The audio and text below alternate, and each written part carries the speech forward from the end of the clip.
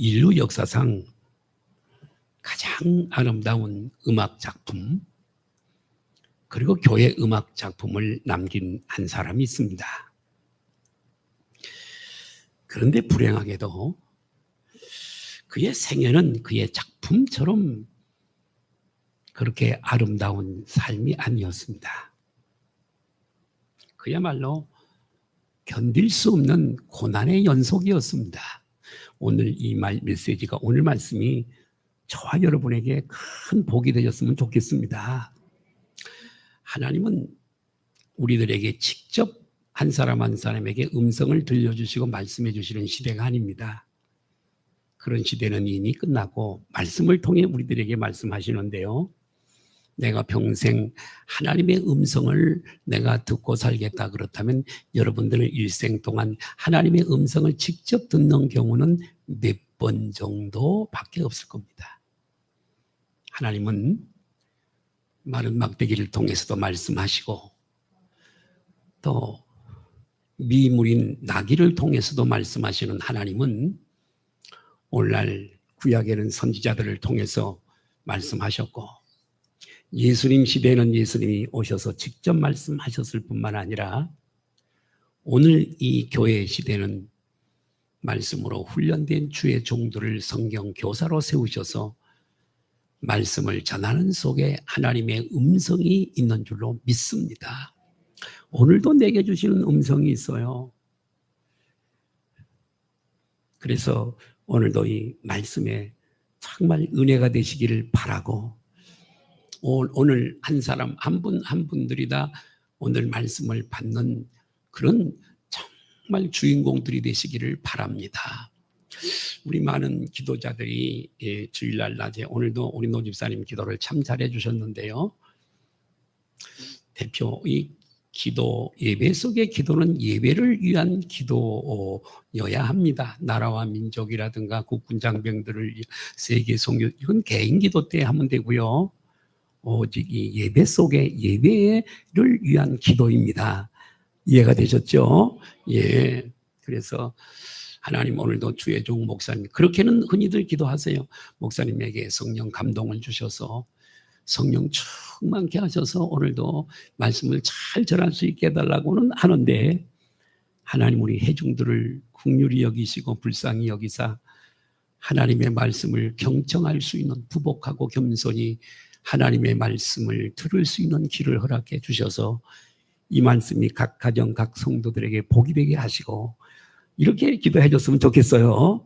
회중들의 옥토밭을 잘 부드럽고 고요한 마음을 하나님이 주셔서 그 말씀이 너무나 입에 달고 그 말씀이 은혜가 되어져서 눈물을 흘리고 이 말씀대로 다시 또 한 주간 세상에 나가서 이 말씀 붙들고 잃어버렸던 사명 찾고 잃어버렸던 소명을 찾는 시간 되었으면 참 좋겠습니다.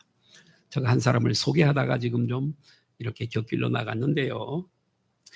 참 그의 그 명작들 작품과는 달리 그의 인생은 너무나 고난과 환난 그 깊은 나락에 떨어지게 됩니다. 저는 오늘 기쁨에서 내리는 결단, 요나 선교사에 대해서 설교하려고 그러는데요. 여기에 기쁨이라고 하는 것은 물론 큰 물고기 뱃속에 깊은 바닷속에서 하는 결단이라고도 볼 수 있지만 그걸 넘어서 고난과 환난과 정말 힘든 그런 기쁨, 이해가 되시죠? 그런 기쁨에서의 결단, 그런 의미로 말씀을 드리려고 그럽니다. 자, 그런데요, 이 사람은요 10살도 되기 전에 어머니와 아버지가 세상을 떠납니다. 한창 사람 같고 양육받아 할 나이에 10살이 무슨 철이 있어요? 그 10살도 되기 전에 부모가 세상을 떠났단 말이에요. 그래서 정말 가난하고 외로운 소년, 아동기, 소년기를 거치고 청년이 되어서 결혼을 했습니다. 얼마나 좋았겠어요? 의지할 수 있는 또 세상적으로 친구가 있고, 친구잖아요, 부부는요. 서로 힘이 되어주고 말할 벗이 있고 예. 그런데 결혼을 했는데 결혼한 지 13년 되는 해에 아내가 암으로 세상을 떠나고 맙니다. 재혼을 했어요. 재혼한 아내에게서 난 한 아이가 있었는데 정신박약아였어요. 참 삶이 기구하죠. 나이가 많아지자 이 사람은 앞을 보지 못하는 장님이 되어지는 거예요. 앞을 볼 수가 없어요. 게다가 뇌출혈로 쓰러져서 반신불구가 되고 말았습니다.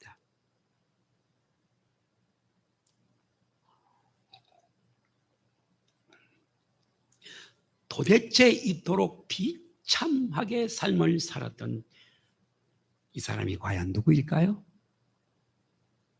바로 독실한 루터교, 종교개혁자 루터교니까 우리 프로테스탄트 기독교와 조금은 예배 형식이 좀 다를지 몰라도 우리와 똑같은 복음을 믿는 개혁주의 교회들입니다. 교회입니다. 루터교의 참 신실한 신자였거든요. 세계 역사상 교회 음악 작곡가 가운데 가장 뛰어나다고 할 수 있는 요한 세바스찬 바흐입니다. 바흐를 모르는 사람은 없습니다. 왜요? 모차르트, 베토벤 이런 사람들이 다 스승으로 여겼던 그 영향을 절대적으로 받았던 사람이었으니까요. 예. 자신이 작곡한 작품 뒤에는 반드시 여러분 SDG라고 하는 약자를 썼습니다. 라틴어의 약자인데요.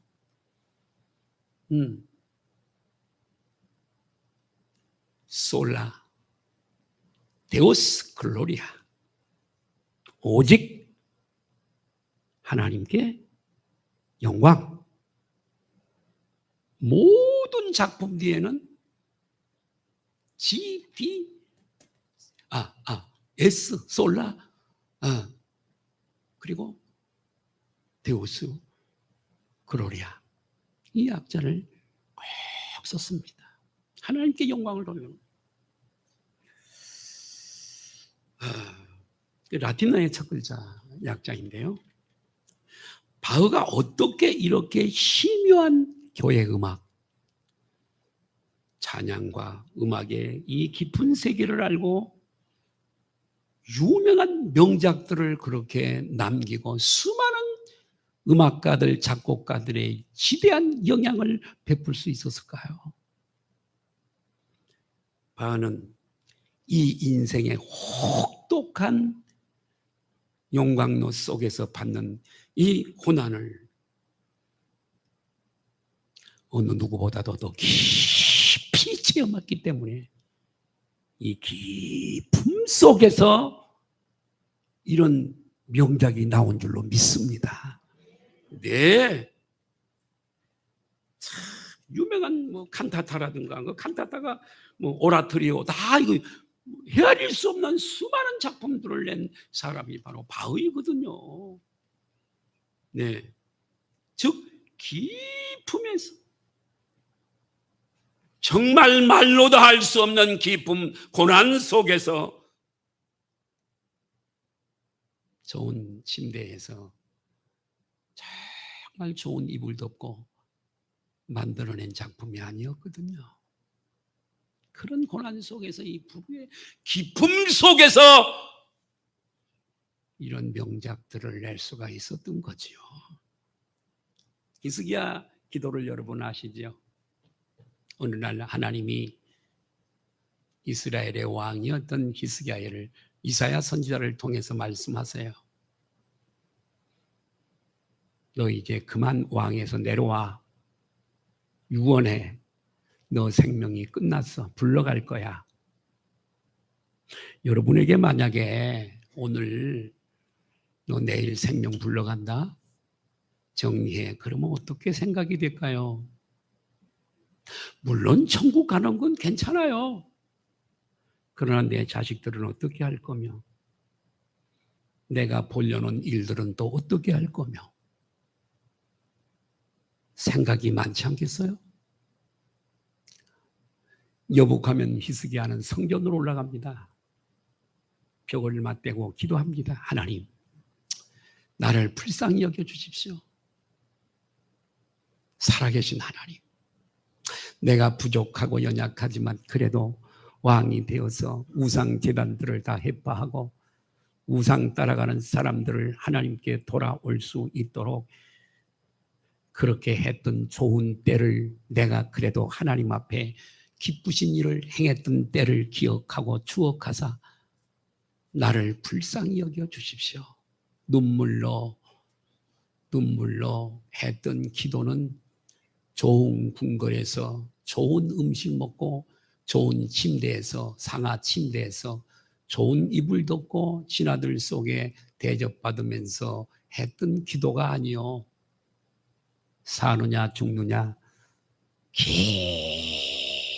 심연의 깊은 고난 속에서 하나님 앞에 드리는 기도는 입술의 기도가 아니라 심정이 터져 나오는 기도였고 피를 토하는 기도였고 거짓이 아닌 진실한 기도였기에 그의 눈에서는 한없는 눈물이 흐를 수밖에 없었습니다. 기쁨에서의 기도는 하나님이 들으시고 다른 동네에 가서 복음을 전하던 이사야 선지자를 다시 돌려보내는 거예요. 이사야야, 다시 돌아가. 미안하지만 가서 히스기야에게 일러. 내가 너 눈물의 기도를 들었고 가슴 속에서 터져 나오는 피를 토하는 기도를 내가 들었으니 너 생명을 15년 동안 연장시켜 줄 거고 너의 병도 깨끗하게 치료할 것이고 너를, 이스라엘을 지켜서 이방 나라들이 너희 나라 침범하지 못하도록 내가 지켜줄 거야. 우리에게 주는 레슨이 얼마나 큰지 몰라요. 잘 될 때는요, 기도하지 않습니다. 감사하지 않습니다. 하나님의 은혜를 기억하지도 않습니다. 당연한 걸로 여기고 내가 실력이 있고 내가 힘이 있어 그렇게 된 걸로 압니다. 하나님의 영광을 도둑질하는 거지요. 오늘 본문은 요나에 대한 이야기입니다. 오늘 이 말씀이 목사에게도 여러분에게도 큰 복이 되시기를 바라고, 어떤 설교는 돈으로 환산할 수 없지만 1억보다도 더 가치가 있는 그 1억은 나를 복된 길로 인도하지 못하지만 한편의 설교는 방향을 잃어버리고 목적도 없이 허무하게 인생을 끝나야 할 나를 참으로 복된 길로 돌려놓는 1억보다 10억보다 더 가치가 있는 말씀일 때가 있는 줄로 믿습니다. 네. 예. 저는 오늘 4가지 정도 말씀드릴 텐데요. 첫 번째로 오늘 본문의 해설이 잠깐 필요합니다. 오늘 본문은 큰 물고기 속에서 3일 3야를 지냈던 요나가 하나님 앞에 깊이 회개하는 가운데 기쁨에서 나오는 기도를 우리에게 보여주고 있어요. 전체를 다 안 읽었습니다마는 평안할 때는 들리지 않았던 하나님의 음성이요, 형통할 때 돈 잘 벌고 쓰는 재미 있고 인생 즐기고 육체 쾌락 즐기고 그럴 때는 하나님의 음성이 내 귀에 들리지 않습니다. 그러나 인생의 기쁨 속에서 언제나 하나님의 말씀은 들리는 줄로 믿습니다. 예. 평상시에는 자신이 어떤 사람인지 모르고 살아갑니다. 그러나 위기 속에서는 자신을 살펴볼 기회가 되어지는 겁니다. 네. 여러분, 기쁨 속에서 눈물로 하나님 앞에 드리는 기도는 가장 절실하고 순전한 토로의 기도가 되는 줄로 믿습니다. 하나님은 그런 기도를 들으시잖아요. 말씀을 보면 한나의 기도도 그렇고요, 엘리야의 기도도 그렇고요. 예? 요나 선지자는 하나님의 말씀에 불순종하여서 니누에로 가라고 하는 하나님의 명령을 반대로 다시스로 가게 되어집니다. 스페인이에요, 스페인. 굉장히 거리가 멀어요. 전혀 반대 방향이에요. 배를 탄 성가를 주고 배를 탔는데 배는 출발 백고동 소리를 울리고 출발을 해서 한참을 가는데 모든 것들이 잘 풀려나가는 것 같았습니다마는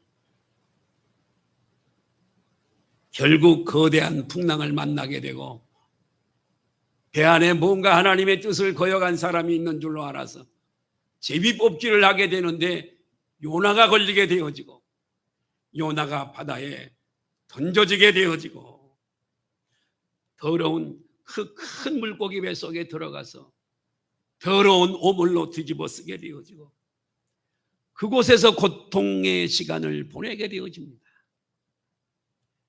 그때서야 자기의 서 있는 스탠딩하고 있는 포지션, 내 있는 자기를 돌아보게 되는 거예요.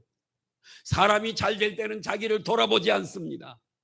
그러나 내가 심연의 깊은 고난 속에 빠지고 어려운 우환이 올 때는 자기를 돌아보는 거예요. 그때서야 인간은 약하기 때문에 그때서야 자기를 돌아보게 되는 거예요. 요나가 그렇습니다. 네. 이것이 오늘 저와 여러분들에게 말씀드리려고 하는 선지자의 자기 반성이고, 오늘 9월 셋째 주일에 추석을 지나고 셋째 주에 와서 2부 예배를 드리는 저와 여러분들의 메시지를 통한 반성입니다. 우리의 반성, 요나의 반성으로만 그치면 안 되겠죠? 오늘도 반성의 시간이 되었으면 참 좋겠습니다. 두 번째, 선지자의 자기 반성을 한번 살펴볼까요?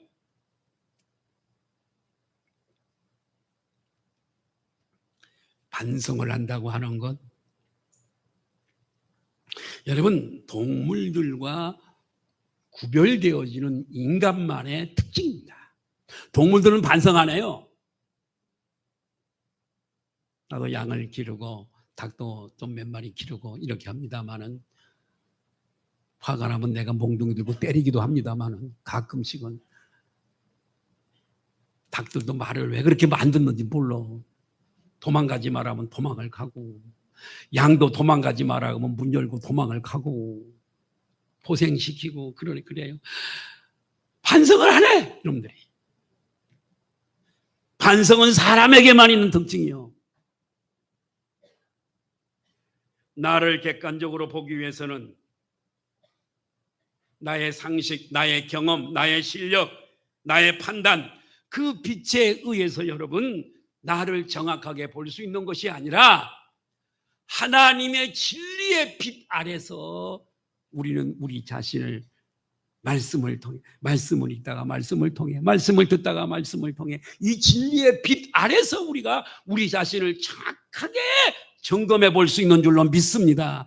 요나가 그렇잖아요. 우리도 여실히 요나처럼 약점이 많은 사람들이란 말이에요. 응? 진리의 빛으로 나 자신을 확실하게 비춰볼 때에 반성할 수 있는 여지가 심령 속에서 생겨나오는 거예요. 그래서 날마다 그리스도의 형상으로 닮아가는 신자의 특징은 끊임없는 자기 반성과 회개입니다. 방향 설정이지요.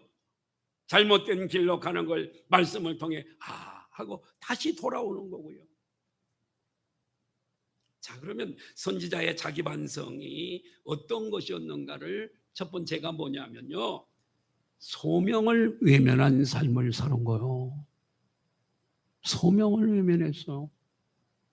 요나 선지자는 하나님께로부터 엄미한 엄격한 소명을 받았지만은 그러나 요나는 불순종의 길을 걸어가게 되었지는 스페인으로 도망을 가는 거예요. 다시스는요 스페인이에요. 모든 일들이 평화로울 때는 반성하지 않습니다. 사람들이요. 요나는 이 지경이 되어서 여러분 자신의 삶을 반성하게 되어집니다. 그 첫 번째가 뭐냐? 소명, 부를 소자 목숨 명자예요. 하나님이 부르시는 거예요. 부르심. 사명은 내게 맡긴 일이고요. 소명.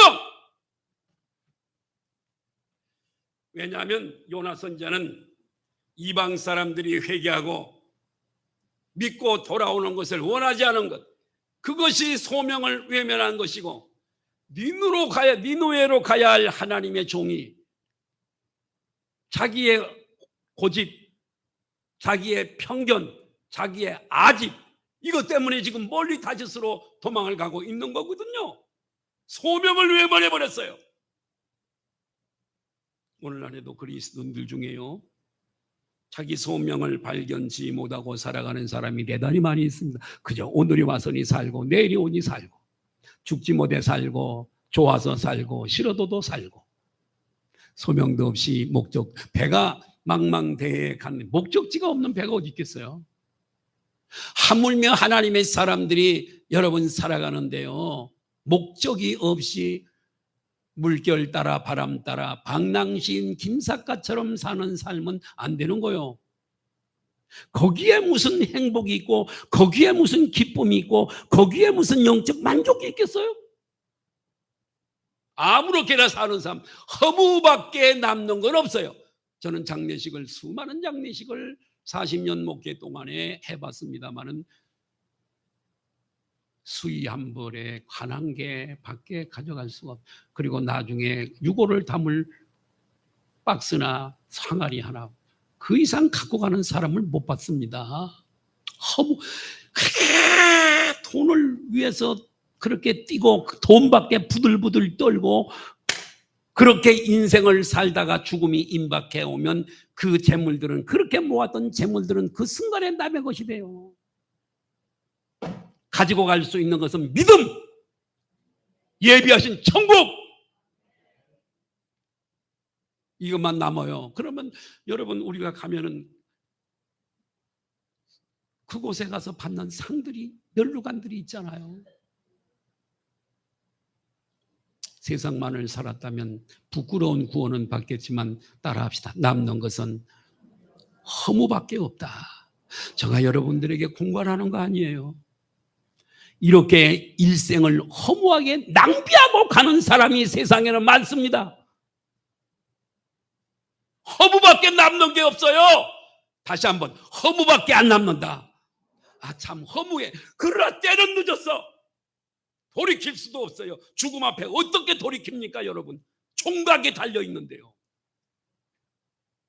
사랑하는 남편, 사랑하는 아내, 자식들 무덤까지밖에 못 와요. 그 이상은 주님이 인도하셔야 되는데, 여기 살면서 은혜를 배신하고 하나님의 얼굴에 침을 뱉고 살다가 어떻게 그분의 도우심을 받을 수가 있겠어요, 여러분? 그 많은 날들을 주었는데도 하나님 앞에 드리는 시간은 없어. 그때 후회해봐야 남는 건 허무밖에, 원망밖에. 내가 이렇게 걸어갈 때 목사님이 나를 때려서라도 인도하고, 믿는 내 자식들이 나를 이렇게 억지로라도 끌고 가야지. 원망하고 그래봐야 소용없어요. 따라합시다. 예수 믿는 것은 나를 위해 믿는 거다. 목사를 위해 믿어주지 않는다. 내가 수천 번도 더 얘기를 하는 거야. 목사 안 나와가면 전화하겠지. 귀찮아, 가자. 와서 억지로 앉았다가 글쎄 허무밖에 남는 게 당신은 없다니까요. 예. 여러분, 참된 성도는요, 여러분, 주님의 은혜를 깊이 받으면서 이 세상에 자기가 살아야 할 이유와 내가 왜 살아? 이유와 목적이 무엇인지를 깊이 기도하면 하나님이 가르쳐 주실 줄로 믿습니다. 예. 그 일을 이루기 위해서 하나님은 우리 마음속에 영적 부담을 주고 불붙는 마음을 주시는 거예요. 불붙는 마음을 우리 속에 주시는 거예요. 내가 하지 아니하면 안 되는 그 불붙는 마음, 억지로가 아니에요. 주님을 깊이 만나면 내 소명을 알게 되는 거예요. 소명을 찾은 사람은요, 목적이시 살아가는 사람이고요, 죽을 때도요 후회가 없어요. 후회가 없어요. 후회가 없어요. 인간의 삶이 목적이 있기 때문에 행복한 거고요, 불행한 것은 목적 없이 부평저처럼 살기 때문에 그 사람에게 기쁨이 없고 행복이 없는 거예요. 여러분, 돈이 없어서 가난해서 행복이 없는 게 아니에요. 여러분,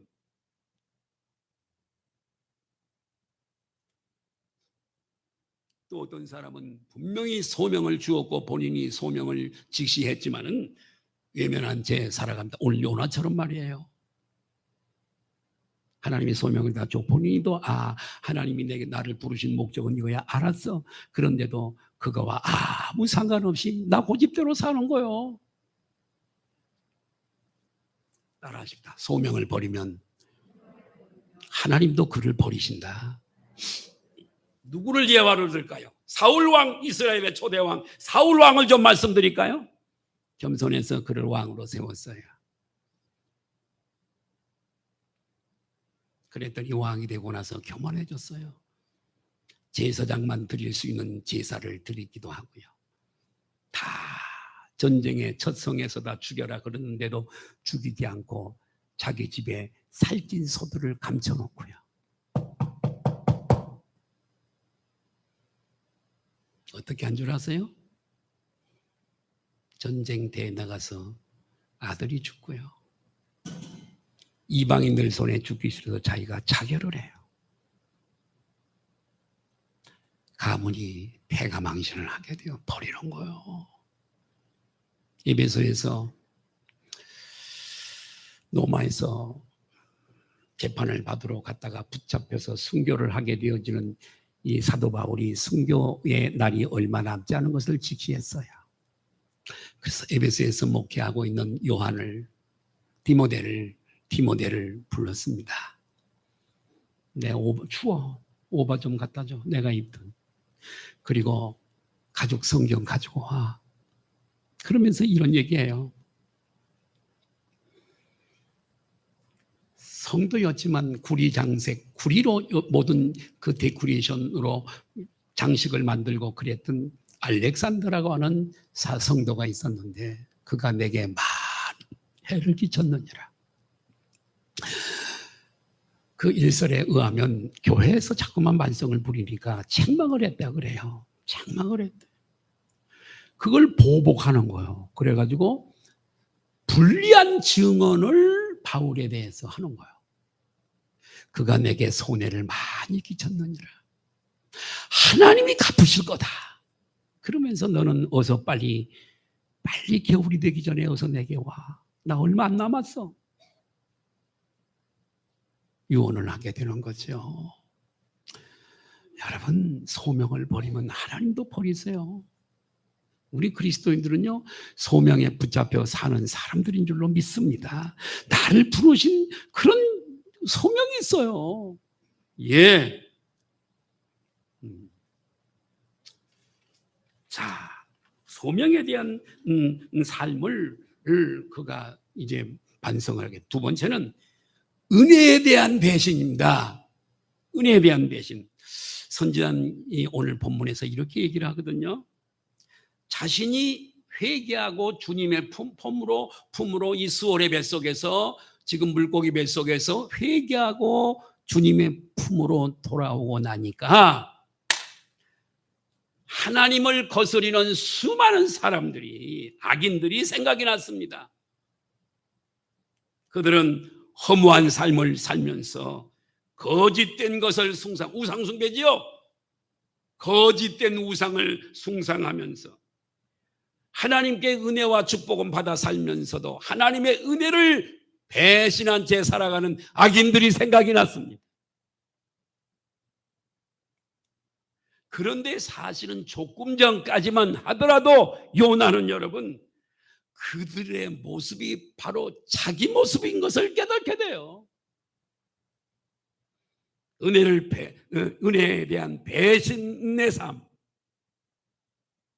하나님께서는 요나에게 엄청난 선교 사명을 주시고 감당할 수 있는 은혜를 주셨지만은 하나님께 대한 자기의 편견, 아집과 고집 이런 것들이 하나님의 소명을 꺾어버리고 말았어요. 자기 그릇에다가 하나님을 가도 내 고집이 하나님이고 아집이 교만이 하나님이에요. 그래서 하나님의 이 소명을 은혜를 꺾어버리는 거예요. 내 마음대로 가는 거예요. 내 마음대로 가면 되겠어요? 하나님께서는 요나에게 소명을 주셨는데 지금 도망갔었잖아요. 하나님은요, 이 소망을 알지 못하고 사명을 버리고 가면 그걸 되찾을 때까지 고난을 주셔요. 요나가 우리에게 보여주고 있는 거예요. 그걸 그 일을 위해서 불렀는데 자꾸만 내 고집 부리면 고난이 당신을 떠나지 않아요. 돌아올 때까지. 그렇게 해서라도 부끄러운 구원이라도 시켜야 되기 때문에 그렇게 고난을 허락하시면서 하나님 찾도록 주여 나 죽게 되었어요. 살려주세요. 고난을 모셔요. 여러분 목사의 말이 아니에요. 하나님은 목사의 입을 통해서도 말씀하시거든요. 예. 고난이 멈추지 않고 쉼없이 일생을 적자 인생으로 고난 속에 사는 분들이 혹시 계시다면 오늘 이 말씀이 복이 됐으면 좋겠어요. 내 삶을 가르는 분기점이 됐으면 좋겠어요. 예. 이건 저 얘기한 성경의 얘기예요. 요나 선지자의 불순종은 주님의 은혜에 대한 배신행위였습니다. 오늘날 우리들이 누리고 있는 다 빈손으로 오셨잖아요. 공수래 공수거.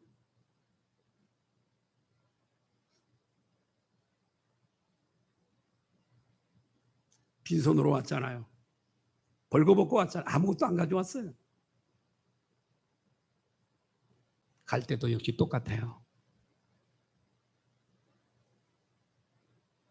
우리 전 집사님, 내가 지난번에 얘기했던 나와 같이 개척을 함께 했던 전국에 먼저 갔어요. 원래는 가족들이 보는 가운데 기술적으로 다 옷 벗기고 처음서부터 입히거든요. 근데 요양원에 있으면서 요양원에서 잘 관리가 안 돼가지고 막 이런데 이런 많은 몸이 많이 상했기 때문에 장례사가 가족에 대한 배려로 이미 기본 옷은 다 입혔더라고요. 네. 그래서 가족들이 버선 신기고 마지막 하는 신발 신기고 그리고 얼굴 덮게 하고 그리고 관 속에 넣는 그 장렬새가 참 지혜롭게 배려를 잘한 거. 아무것도 못 가지고 가요. 오늘날 우리들이 누리고 있는 모든 좋은 것들, 집, 가족들, 자식들, 필요에 따른 물질들, 타고 다니는 내가 나가면 차, 내가 입고 다니는 옷, 오늘 아침에도 굶지하고 먹고 온 거, 오늘도 주시니까 내일도 주실 것이고 모레도 주실 것이고 글피는요 글패도 주실 것이고 이 모든 좋은 은혜들이요 우리가 가지고 있는 지금 목숨 영원한 생명 조회까지도 하나님이 주신 것들이에요. 야고보서에 온갖 좋은 것들이 이로부터 빛들의 아버지께로부터 내려오나니 다 하나님께 받은 것들이죠. 빈손으로 왔잖아요. 내가 노력해서 받았어. 아니요. 그런 삶의 무대를 주신 이가 누구신데? 나에게 직장 주신 이가 누구신데? 직장이 없어 전혀 수입이 없는 사람도 많은데. 나에게 건강 그냥 사고로 간 젊은 사람들도 많은데요. 그렇죠. 내일서부터 직장 출근 못해요. 이런 모든 여러분 은혜를 감사하시기를 바라요. 건강한 몸으로 와서 예배 드릴 수 있다고 하는 것 얼마나 감사하냐고. 옆에 분들 오세요. 평생에 감사하며 사십시다. 예. 다 선물로 주님께 받은 것들이에요. 우리의 과거를 생각하면요, 우리 인생 자체가 하나님의 은혜가 오늘 누리고 있는 모든 것들 다 우리는요, 주님 앞에요, 하나님의 은혜에 대한 빚쟁이들이에요. 빚덩어리들이에요. 빚덩어리. 아멘. 채무자예요. 채무자.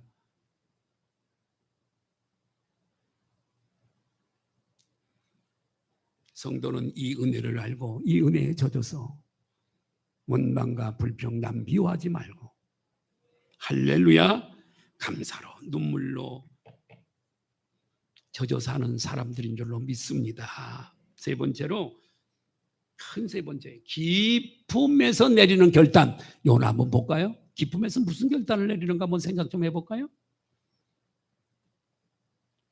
요나 선자는 물고기 뱃속 기쁨 속에서 세 가지를 결단하게 됩니다. 오늘 본문 2장 9절 한번 띄워주실래요?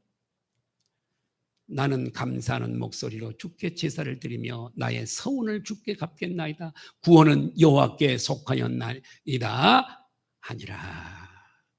첫째가 감사를 결심하게 돼요. 따라합시다. 감사. 여러분, 누가 상대방이 자꾸 불평하고 막 그러거들랑 주신 은혜에 감사하세요. 그렇게 바꿔주세요. 여러분, 잘못된 것을 그냥 체면 보고, 저도 목회를 하면서도 그렇고요, 내 주위에 있는 목사님들이나 후배들에게도요, 잘못돼도 그냥 혹시 저 사람 마음 상할까 봐 안 하고 그러면 그 사람 영혼이 안 고쳐지더라고요. 나는 이제 목회 몇 년 안 남겨놓고 있으니까 얘기해요. 미워하려면 미워하라 그러고. 바르게 가는 길을 일러줘야 돼요. 상대방, 권사님들끼리도 마찬가지예요. 막 그러면, 아니 권사님 그게 아니요, 그렇게 해야 그게 되는 거예요. 아멘. 아니요, 감사하세요. 감사하는 자에게 더 큰 복을 주시는 거예요.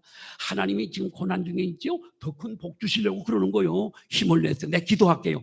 그러면 힘을 얻을까요? 안 얻을까요? 얻죠. 안 그런데 아이고 죽게 생겼네.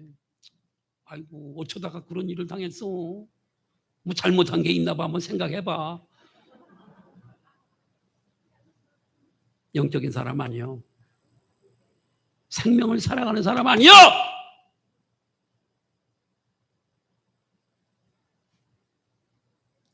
자, 감사를 열심히 해요. 내가 감사의 목소리를 드리겠나이다. 여러분, 은혜가 없을 때, 내게 은혜가 다 떨어지고 없을 때는요, 감사할 게 없어요. 그러나 은혜가 없었을 때 감사의 조건도 되지 아니했던 사소한 것들조차도 마음속에 은혜가 가득하면 감사의 눈물을 흘리게 되고 감사의 찬송을 드리게 되고요, 감사할 수 있는 사람으로 바뀌게 되는 줄로 믿습니다. 주님은 감사하는 자를 사랑하시고 복 주시는 줄로 믿습니다. 이것이 선지자가 기쁨에서 깨달은 거예요. 감사. 은혜를 입고 사는 감사. 자, 두 번째로 헌신을 결심을 합니다. 헌신이란 내 몸을 드리는 거죠. 자, 주께 제사를 드리겠나이다. 한번 따라할까요? 주께 제사를 드리겠나이다. 잘 들어보세요. 이 제사는 번제예요. 그럼 번제가 어떤 제사가 여러 가지가 있는데 이 번제가 어떤 제사인가를 알아야 될 거 아니에요.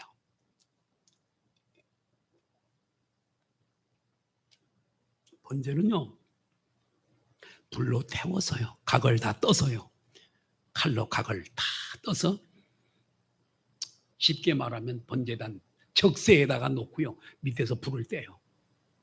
그래서 이 각이 떠진 그 고기들이 소가 됐든 양이 됐든 태워져서 화제로, 연기로 드리는 거예요. 여러분, 번제물이요, 그렇게 죽임을 당하는 것처럼 나도 죽겠습니다. 주를 위해, 하나님을 위해서 죽겠습니다. 그게 번제인 줄로 믿습니다. 이게 헌신이에요. 사지들이 절단되는 것처럼 사지가 절단되는, 옛날에 죄를 많이 큰 지은 사람은 육실을 한다 그러잖아요.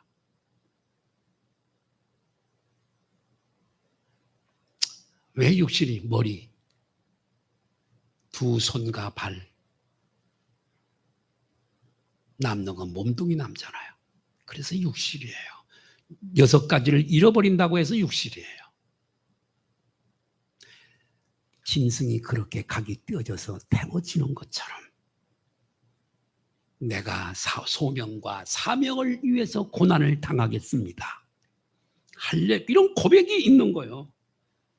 그것들이 불 위에서, 그 번제물이 불 위에서 모두 다 연기가 되는 것처럼 그렇게 내 자신을 불태우고 태워서 향기를 바라겠나이다. 이 고백이 번제요. 내가 제사를 드리겠나이다. 이 의미가 있는 거예요.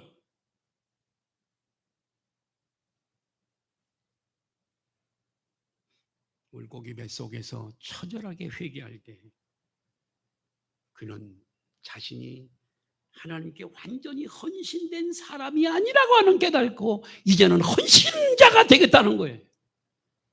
내가 제사를 드리겠나이다. 그리고 자신을 하나님께 드리기로 결단을 합니다. 이 기쁨에서요. 기쁨에서요. 세 번째로 서원으로 돌아갑니다. 자, 세 번째 서원으로 돌아가기로 이 기쁨에서 결단을 해요. 그런 말합니다. 나의 서원을 주님께 갚겠나이다. 그래요. 잘 들어보세요, 여러분. 잘 들어보세요. 하나님께서 처음 요나를 선지자로 부르셨을 때에 그는 틀림없이 하나님께 서원을 했을 겁니다. 여러분 혹시 서원하지 않았었나요? 주님의 큰 처음 예수를 믿고 뜨거운 첫사랑 그 은혜를 체험할 때 하나님 내가 이렇게 살겠어요. 이 일을 하겠어요. 서원한 분도 계실 거예요. 요나도 똑같았습니다. 주님 내가 당신의 훌륭한 선지자로 살겠습니다. 당신의 뜻을 이스라엘 백성들에게 전하고요. 많은 백성들에게 하나님의 말씀을 전하여 당신의 뜻을 따르도록 그런 선지자가 되겠습니다. 서원했어요. 그러나 막상 자기의 생각과 다른 소명을 하나님이 주셨을 때에 그는 하나님 앞에 그 서원을 잃어버리고 망각해버리고 불순종하고 맙니다.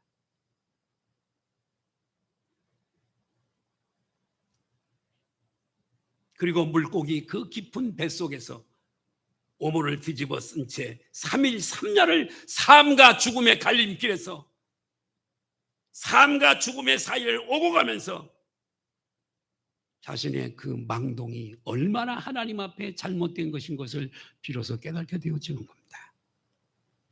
하나님 앞에 정말 죄스러운 것을 깨닫게 되어지는 거예요.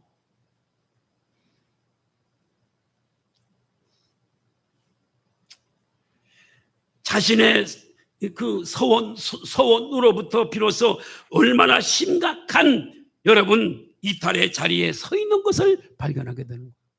도망갔으니까요. 여러분의 서원은 없으신가요? 서원을 잃어버리고 사시나요? 비로소 깊은 비품에서 이 요나는 나의 서원을 이제 주님께 갚겠나이다 라고 오늘 본문에 고백을 해요. 하나님께 드린 서원을 하찮게 여기는 것은 하나님의 얼굴에 침을 뱉는 것입니다. 서원을 중히 여기고 그것을 두려워하며 갚으려고 하는 것이 하나님을 향한 경외심과 최고의 하나님께 드리는 사랑인 줄로 믿습니다. 네 번째 결론, 구원을 받으라입니다. 구원을 믿으라. 구원을 믿으라. 결국 선자는 말합니다.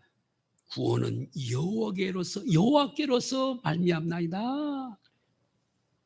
얼마나 어렵게 도달한 결론입니까? 자, 죽을 수도 없고 살 수도 없는 상황에서 그는 자신이 살아나는 것이 하나님의 손에 구원에 달려있다고 믿었습니다.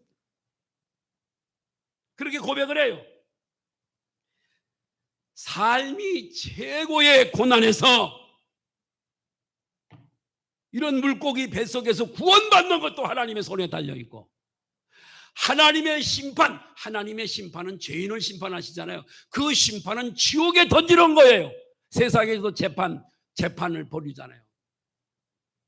지금 민주당의 대표인 이재명 씨가 재판을 앞두고 있을 거예요. 재판장이 성도하는 대로 됩니다.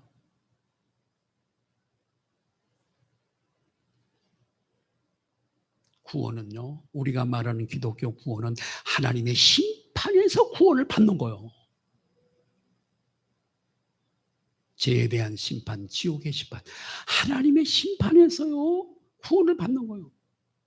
지금 이런 깊음에서 고난에서 구원받는 것도 하나님의 손에 달려있고, 하나님의 심판에서 건진받는 것도 구원받는 것도 하나님의 손에 달려있는 것을 결심을 하죠. 고백을 하죠. 얼마나 어렵게 도달한 결론이에요, 여러분. 사랑하는 여러분, 우리가 영원히 구원받지 못하고요, 그 영혼에 하나님이 주시는 평안, 은혜, 이것이 없이요, 따라하십시다. 세상에 있는 모든 것들은 영혼의 메마름을 채울 수가 없다. 통장에 몇 억이 있어도요, 여러분의 영혼이 만족하지 않아요. 오히려 더 욕심이 커져요. 1억이 있으면 2억 갖고 싶고, 5억 갖고 싶고, 5억 있으면 10억 갖고 싶고, 10억 있으면 100억 갖고 싶고, 100억 있으면 만족 안 해요. 더 200억 갖고 싶고, 200억 가지면 300억 갖고 싶고, 한도 끝도 없는 것이 잠언서에 보니까요, 거머리가 피를 다고 하는 것처럼요, 아무리 해도요 만족이 없대요. 한국은행에 돈을 당신에게 다 준다 그래도 여러분이 육체로는 어떻게 조금 행복할지 몰라도 여러분의 영혼은 절대 그 영적인 목마름을 해소할 길이 없어요. 예. 그 영혼의 목을 죽일 수가 없단 말이에요. 여러분이 그렇게 추구하고 그냥 예배드리는 것도 포기하고 무시하고, 전도하고 선교하는 것도 무시하고 그냥 세상을 향해 질주, 거기에 영혼의 목마름을 죽일 수가 없다고요. 여러분의 지갑에 수표가 이렇게 있어도, 책으로 갖고 다녀도 여러분의 그 영혼의 목마름을 죽일 수가 없어요. 따라합시다. 소명으로 돌아가자. 은혜에 배신했던 삶을 우리 모두가 요나처럼 깊이 회개하고 본래 그 자리로 돌아갈 때에 하나님께서는 다시 여러분을 사랑하시고 이 땅에 필요한 모든 것들도, 건강도, 물질도, 평안도 저와 여러분에게 충만하게 공급해 주실 줄로 믿습니다. 오늘 말씀이 정말 저와 여러분의 영혼에, 나는 오늘 여러분의 이성에다가 이 말씀을 던지지 않았어요. 여러분의 하나밖에 없는 온 천하보다도 죽어도 살 수 없는 그 영혼에다가 주님의 신종으로 호소했어요. 다시 우리 회복되십시다. 코로나 더 이상 핑계대지 맙시다.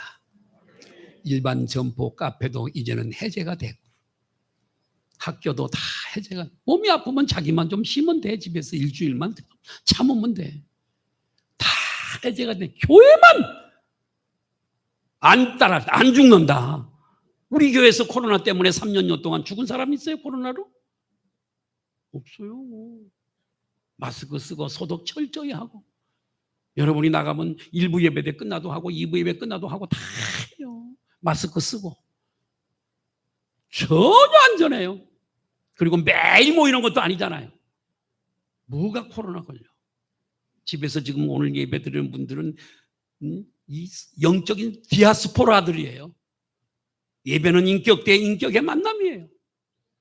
정말 하고 싶은 얘기가 많지만 오늘 연말을 통해서 은혜가 되시기를 바라고, 나중에 허무만 남는 그런 후회하지 않도록 영적 생활 승리하시기를 예수님의 이름으로 축복하고, 소명에 잡히시기를 주님의 이름으로 축원합니다.